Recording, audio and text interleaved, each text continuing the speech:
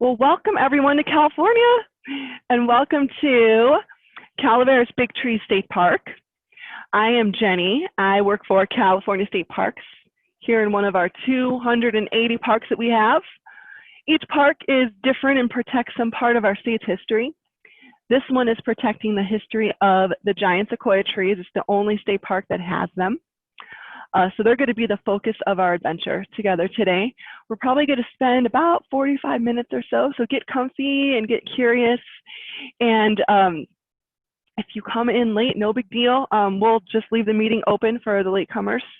So if you can have your camera on, that'd be really appreciated, because I can then ask you to raise your hand and things, or you can use your Zoom hand to raise your hand, but we'll be using that feature.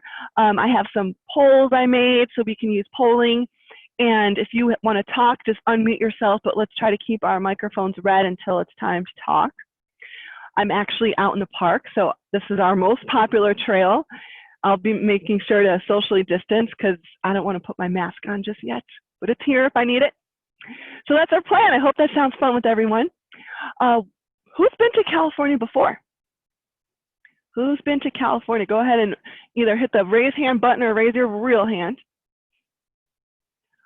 Really? No one's been to California? Oh, there you go. I see Cole now raising your hand. Okay, cool. Cole and Kenzie's been here. All right, well, for everybody else, I get to take you to California today. Very cool. Well, Cole and Kenzie, did you guys come to the mountains when you went to California? Did you go to Disneyland or something like that?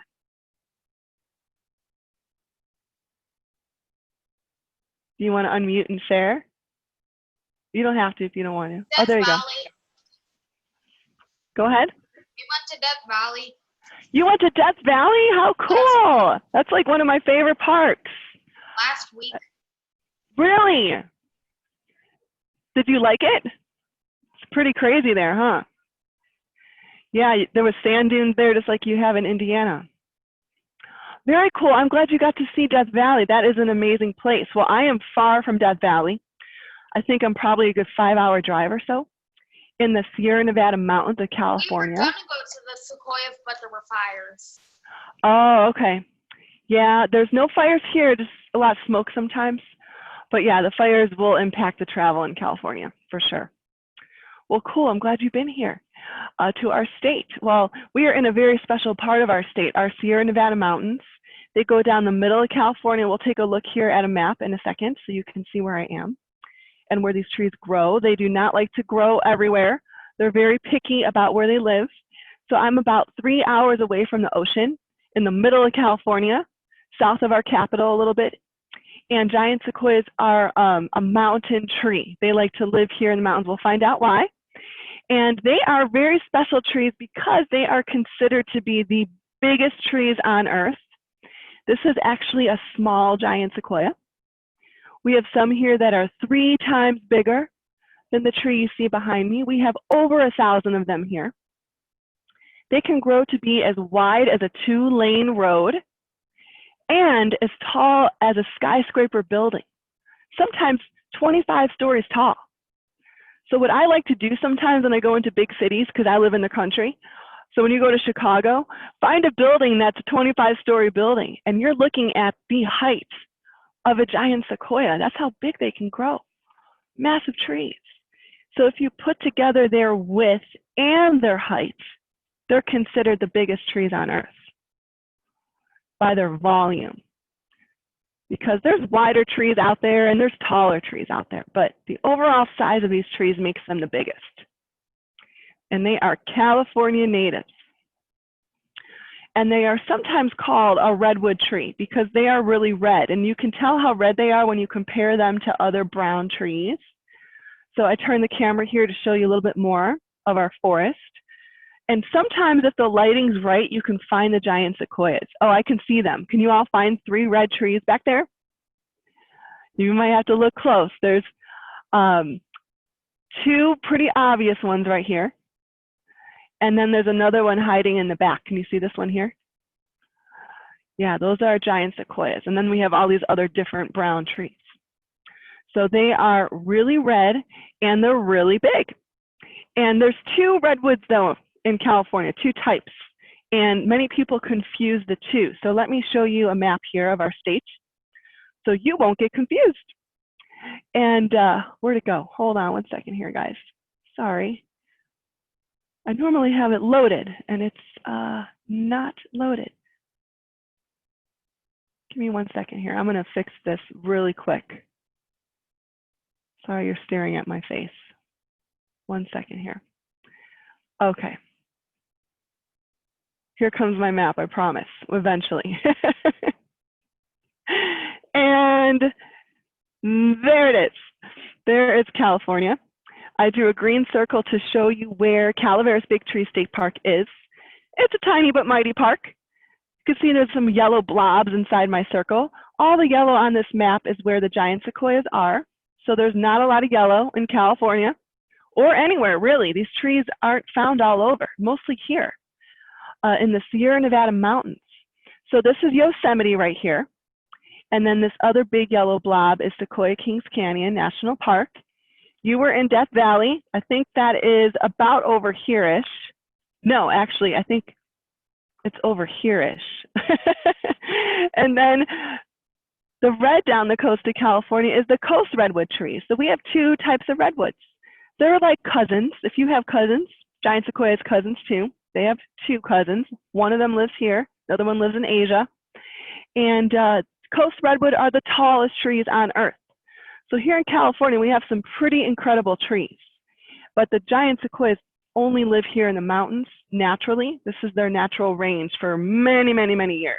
Thousands and thousands of years. So let's zoom in over here on our giant sequoia and talk about this red bark. And this is a very important part of the tree. And it's an important part of all trees, really. Let me fix my camera here. So their bark is very red. It's kind of soft and spongy. And it's the outer layer of the tree, right? It's like the skin on a tree. So who can tell me the job of the bark? It has an important job to do. What is the role of the bark on the tree? Logan, go for it. Can you unmute? Okay. So I think it's so like the insects and stuff don't like destroy the tree by eating it. So like instead they destroy the bark. Absolutely. It protects the tree, right? From not just insects, from all kinds of things. But a lot of insects like to get inside the tree and destroy trees because beyond this bark is the soft, vulnerable wood. Layers of wood that has their own jobs to do. So the bark has to keep that wood safe from insects, like you mentioned, other living things here in the forest, woodpeckers. One of the most damaging animals here in the forest is a woodpecker, not necessarily a beaver for a giant sequoia, because these trees are so big, I think a beaver is going to pick a skinnier tree. And so is a woodpecker, to be honest. Here's one of our woodpeckers here on your screen. That's a pileated. Pileateds have these red heads like woody woodpecker. And they're big birds. They're about a foot tall, and they're noisy. You can hear them drumming away on trees all the way across the forest. And they put these big holes in trees because, like Logan said, they're looking for bugs. And bugs live inside of hollow trees like this, dead trees. So woodpeckers do this to other trees, not necessarily a giant sequoia. This is not a giant sequoia in this photo because giant sequoias have really, really thick bark. Their bark can be as thick as a ruler, everybody. Let's hold up our imaginary rulers. Hold up about 12 inches, just to give you an idea. Now add another imaginary ruler. Sometimes the bark can be that thick, everyone. Oh, look, Sarah found a ruler for us. Logan found a ruler for us. That's some pretty thick bark. Most bark on a tree is like a couple inches. So having this thick force field, this shield around the wood keeps the giant sequoia safe from bugs, from birds, from animals, from fungus, diseases, the weather. We have weather here in California, especially in the mountains. A lot of people don't think of California as a snowy state, but we have snow up here. We're at 5,000 feet in elevation. So the weather can harm trees, but not necessarily a giant sequoia. They have a thick coat here. And these trees are protected from fire. Fire, a hot topic in California right now. And One of our biggest trees here you're going to see on your screen. I can't physically take us there. It's too far away, this tree. But this tree has a burn scar on it. Some giant sequoias are scarred from fire, and they go on living happily. Look at this one. You can stand inside this tree, it's so big. And that big hole in it is a scar from fire. So we had a big fire here in the early 1900s that scarred many of our giant sequoias. And just like us, we can get scars, so can the trees. So this is a scar, and there's a bunch of people standing in it. If you walk around to the front of this tree, it looks normal. That family is standing in front of the tree. And then you walk around the back, and it's completely hollowed out. And the top of this tree is green. It's still living, and it's considered our biggest tree in the park. It's our agassiz tree, that's its name. Some of the giant sequoias have names. You might have heard of General Sherman or General Grant. Those trees live a few hours from me. So there you go, everybody. These are some strong trees. Because of their bark, because they're so strong, they can grow to be really big and really old. And as trees get older, they get bigger, right? They grow around their trunks, they get fatter, and they also get taller. So there you go. You figured out the secret of why a giant sequoia is big. They're survivors. They're strong. They can outlive every tree here. This one's probably only about 400 years old or so, maybe 500, who knows? Still alive. Hard to know for sure. And we have some giant sequoias here that are 2,000 years old to even 3,000 years old. That's about as old as they get, 3,000. And then something might happen and they'll die. Pretty cool, huh? Yeah, you might be able to grow one of these in Indiana. I don't know. You guys would have to really take care of it, give it lots of sun and water, because that's what they really like. You get a lot of that here in the mountains. Are there any questions before we move on to our next stop? Don't be shy. Nothing silly. I've heard them all.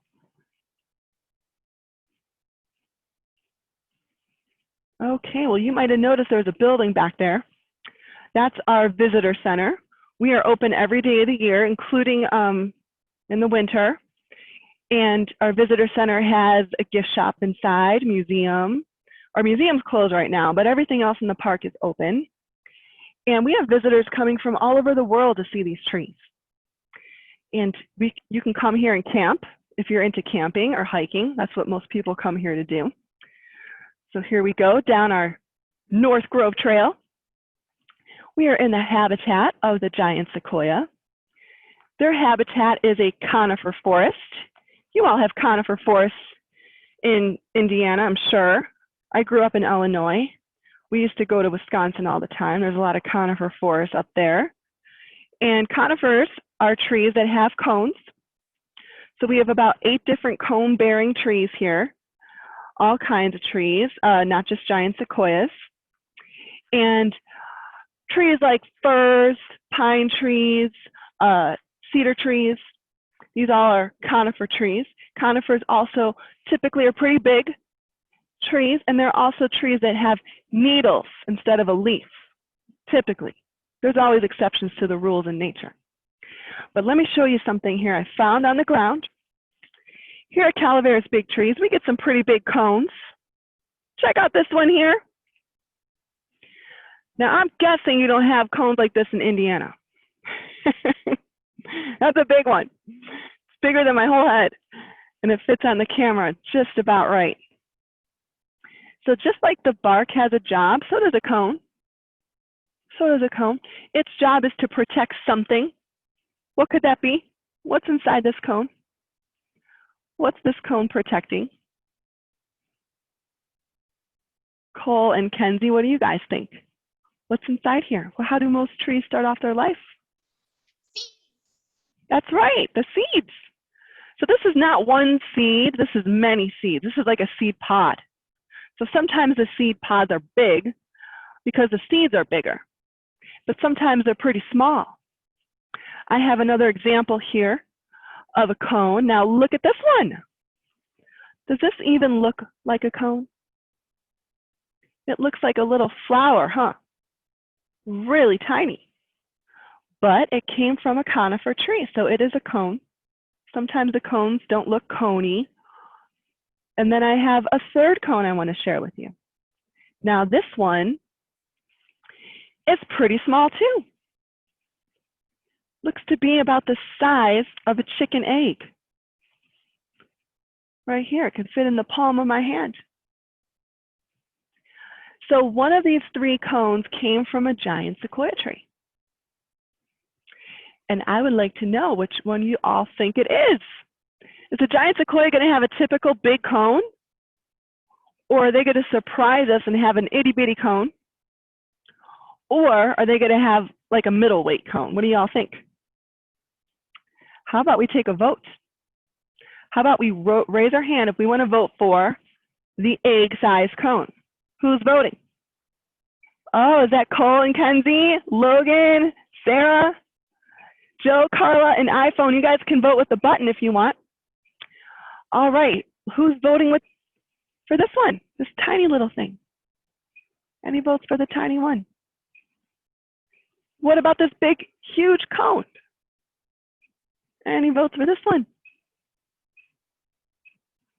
Wow, I'm really, oh, Carla's voting for this one.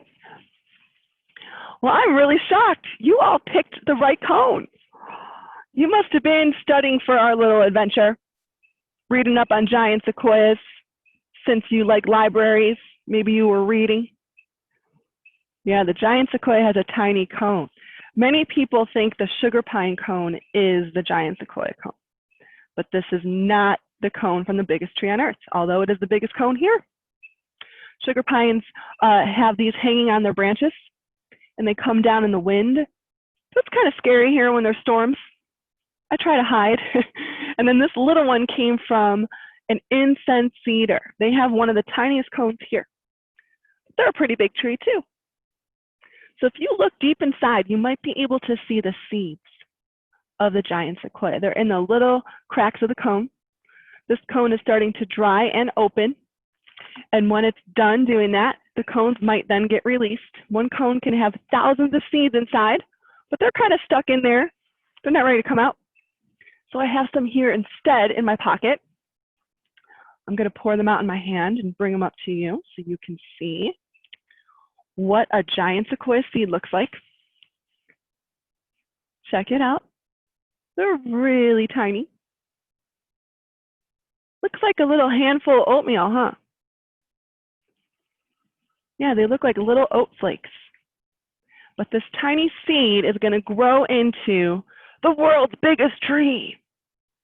Isn't that amazing? They're so little. But not every seed's going to make it. Even though one tree can have millions of seeds on it, millions. Scientists think only 1 in a million is going to turn into a huge tree. Why is that? Why do these trees not grow? Well, for one, oh, go ahead, Logan. You have an idea? Sometimes they don't have enough water, sunlight, or they're just missing something. Exactly. Seeds have needs, don't they? They have needs, and Logan just mentioned 2 of the needs. Sun and water, 2 very, very important needs. And then throw in a little soil, right? Seeds have to grow inside of something. So sun, water, soil, they're not getting enough of those things. Or room to grow. It's kind of crowded here. A little crowded with trees. Sometimes seeds don't get enough room. And then they don't get enough air, healthy air to grow. Maybe they fall in a spot that's really enclosed and not getting enough air. So those are the needs of a seed. So it's hard to get your needs met. And a giant sequoia is a huge tree, so they must need a lot of water, right? They do. They need 8 bathtubs worth of water in a single day. But California is pretty arid, right? We're a pretty dry state. So where do you think the water comes from for the giant sequoias? Do you think we water the trees? No. No, we're not a botanical garden. We're a conifer forest. We don't water the trees. We don't have an elaborate sprinkler system. What can water the trees? Logan. Oh, their roots can collect groundwater. Absolutely. And where does that water come from? Rain. The rain. What about maybe snow? Yeah, I would say more snow than rain, Logan. But you are right. Those roots absorb the groundwater. This is the winter wonderland that this park looks like between November and maybe April. I know a lot of people don't think of California as a snowy place, but this is it. Giant sequoia needs snow, and lots of it, in order for them to grow. And then when the snow melts, just like Logan said, it gets absorbed into the ground as groundwater, and then the roots soak it up. So even though there's no snow here right now, the giant sequoias are still getting water. They're absorbing it all the time. It's deep in the ground, and it's also stored in their trunks. So these giant sequoias get their water from snow. So if we have a winter that's dry, these trees are not a happy tree. And when they're not happy, they can get sick. They might not grow as fast or as well. And then the giant sequoia needs a sixth ingredient in addition to water, sun, soil, air, and space. And this sixth ingredient we were talking about in the beginning of our adventure a little bit. The sixth ingredient can make smoke. Yeah, the sixth ingredient is fire. Now, why would a tree need fire to grow? Doesn't that sound strange? Can anyone think of how fire can help trees grow? Logan? Oh, unmute, unmute. Okay, oops. So, if it gets a little bit of fire, it will get used to it some more. So when it gets bigger, it won't get destroyed by the fire, and it's more used to it. Oh, interesting. I've never heard it put that way. So you're talking about like adapting, how the trees adapt to withstand fire, because we were talking about how strong they are in the beginning from fire. Yes. Oh, I like that idea. That's one good idea. Yes, absolutely. And fire can help in a few other ways too. Fire can help open up the cone. Remember I was telling you that, or did I tell you? Maybe I didn't tell you. The seeds are stuck in here like a jail. And these cones need heat in order to dry out and open. And then when that happens, the seeds can come out. So fire can help open the cone. Fire can help create space and soil, two needs of a seed. Because this is crowded, there's a lot of dead trees here and dead needles and twigs and sticks covering the soil everywhere. So sometimes we burn the forest on purpose. And we do these types of burns several times a year if we're lucky. And these burns are called prescribed burns or controlled burns. Just like when you go to the doctor and they prescribe medicine, this is like a prescription for the forest. And here's a picture of our fire that we did in May. These fires are very small, low to the ground. They take a lot of planning and preparation and a lot of people. We have CAL FIRE here helping us. In some circumstances, we just burn the lower layer in the forest. We just want to get away all this dead stuff and create space. So there you can see that fire, very small. Sometimes they make a lot of smoke like you see here. Sometimes they don't. This is how they light the fire. See the torch here in the bottom of the picture? That's how they light these fires. And then these fires are naturally allowed to burn out if they're not too intense. We don't want them to get too intense. That's the goal. So we allow them to naturally burn out. This is what it looks like when it's done. It looks a little devastating, but that ash is going to create nutrients for new trees to grow. There's space. And if we come back to this spot, maybe in a year or so, there'll be new trees growing. So fire can help regenerate our forests and create space and create new growth. So sometimes fire can be helpful, but it can also be devastating, right? Wildfires, those are fires that burn too hot and too quickly, and they destroy too many trees. So there you go, everybody. Fire can create life and destroy life. It's a complicated topic, but giant sequoias need it in order for them to grow. Okay, we have one last stop today, our big finale. It looks like all your students disappeared. Is everybody still watching? Yay. That's good to know. That's good to know. All right, well, I'm going to share a story with you all for our big finale. And this is a true story. I'm going to share it as I walk. And because you all are library fans, I bet you love stories. So this story is called the Discovery Tree Story. It takes place in the 1850s. And in the 1850s, this forest was very different. It was not a state park yet. The only people here for hundreds and hundreds of years were the Miwok and the Washoe Native Americans. But something started to happen in California around 1850. A very shiny rock got discovered in the mountains of California. The gold rush was beginning, and that brought in a lot of new people into this forest. One of these people was named Augustus, and Augustus was here hunting for a bear. He was a really good hunter. He was taking a break from gold mining to come and hunt here. And instead of finding a bear, he actually found a giant sequoia. And this tree is called our Discovery Tree. It could have been one of the biggest trees in the whole park. But soon after its discovery, it was destroyed. And here it is today. It's more of a discovery stump than it is a discovery tree. And this is huge, and it's hard to see with this other tree in the way, but this is our discovery stump. So after Augustus saw this tree, he went back to his gold mining camp, told all his friends. No one believed him. They thought he was making up some elaborate story. So when they all came here, and it was hard to get here then, there weren't paved roads. It was the mountains, very rugged terrain. They all made their way here and decided they were going to cut down this tree. And not to do anything useful with it, really. The wood for a giant sequoia is not very good to build with. It shatters into small pieces when it hits the ground. Instead, they used pieces of this tree and the bark for a museum exhibit. This exhibit was in New York. So pieces of this giant sequoia sailed on a boat all the way around South America to New York City and England to be put in a museum. Isn't that insane? So that's the story of our Discovery Tree. It's kind of a sad story. Luckily, it's one of the very few giant sequoias cut down here at the park. This was very hard to do back then.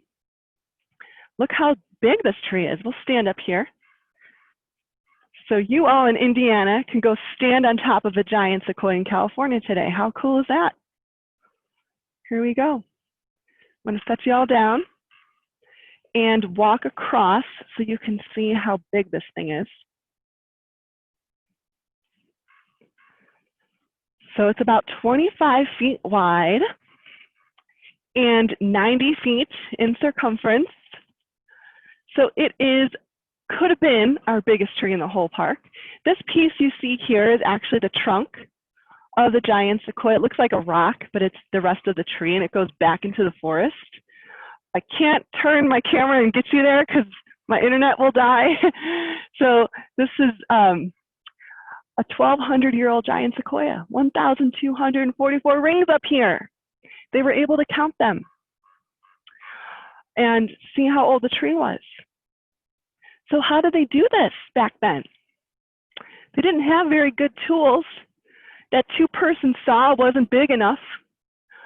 We didn't have chainsaws yet. So they used gold mining tools to do it. Really big drills, and you'll see there's some lines here in the trunk of the tree. These were called augers. They were about this big around and about 10 feet long, and they twisted them into the tree like a corkscrew for nearly a month.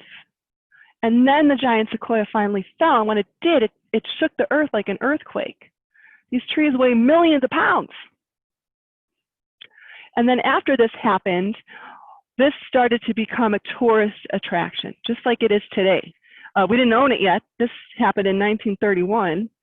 So between then and 1850, this was a tourist attraction. People were having dance parties up here. This made for a great dance floor. They sanded it down. I'll show you some historical pictures right now. This is a raging dance party on top of the stump here. You can probably fit about 50 people or so. You can see them in their fancy outfits. And that ladder's going up to this piece here, the trunk.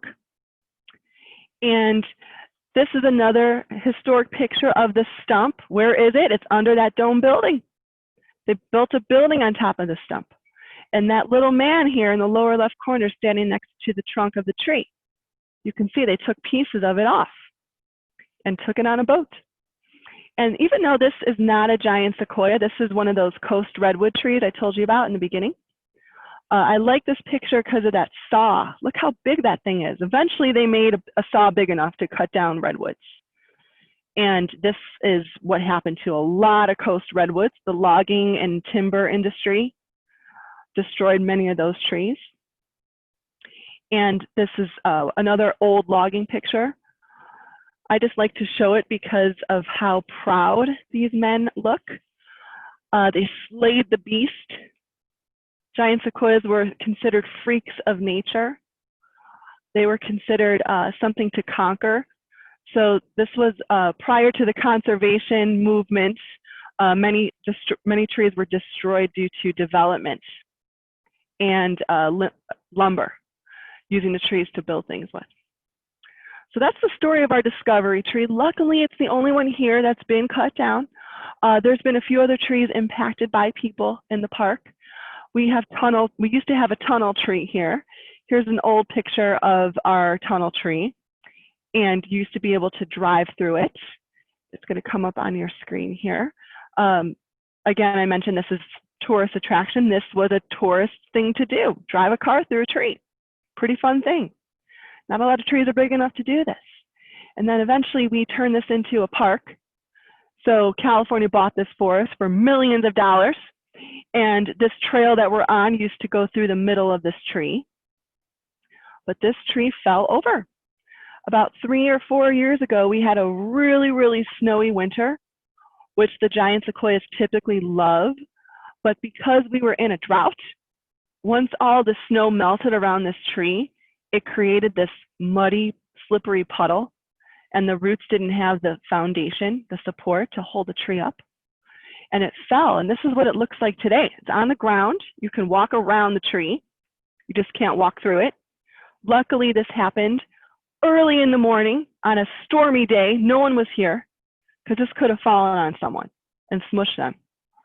And this tree is still here. It's going to be here for thousands of years. That tree was 2,000 years old. And oh, Cole and Kenzie has a question, or Aaron, maybe one of you. You have a lot of names. Do people ever like climb on the tree? Yes, and we prefer you not to do that. We have a few rules here. A lot of people want to come and use them as a jungle gym, but the giant sequoias need their bark. It's their protective outer layer. When you climb on the giant sequoias, it takes off their bark. And a lot of giant sequoias are on the ground. That one you just looked at, that's on the ground, we had to call an ambulance because someone decided to climb it, and he was older and not as limber as someone your age, and he fell and hurt himself. So the ambulance had to come. So people like to climb our trees. Oftentimes we have to call an ambulance because they fall from the trees. So good question. I'm glad you asked that. Yeah, they're fun to climb, right? It seems like they would be, but they can hurt you. And you might get yelled at if we catch you. So there you go, everybody. Calaveras Big Trees is an amazing place full of history. Some history we have to learn from because we don't want to treat giant sequoias like this anymore. Most of them are in a park of some kind. That's what our parks do. Even the parks in Indiana, they protect Indiana's history. Same with the ones here. We're protected by the state. Some parks are protected by the government. I believe Sarah just told me Indiana Dunes is now bought by the government. National Park, congratulations. That's a high level of protection right there. Some giant sequoias are in national parks owned by the government. So they're a really special tree to our country's history and our state's history. And I'm super grateful I got to share this special park with you all the way in Indiana today. Thanks everyone for going on an adventure with me. We learned about the importance of conservation, history of the park, through our discovery tree. We learned how the trees grow from a tiny seed inside of a tiny cone and how they need fire sometimes in order to grow. Then we learned how strong these trees are.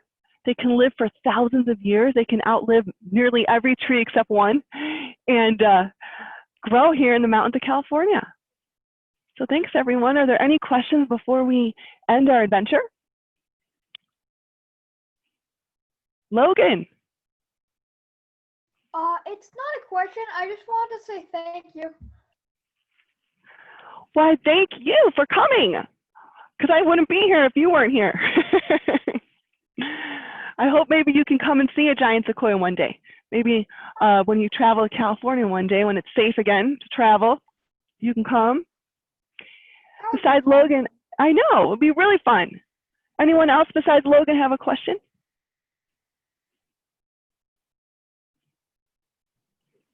If not, does everybody want to say thank you to Ranger Jenny? Thank you, Ranger Jenny.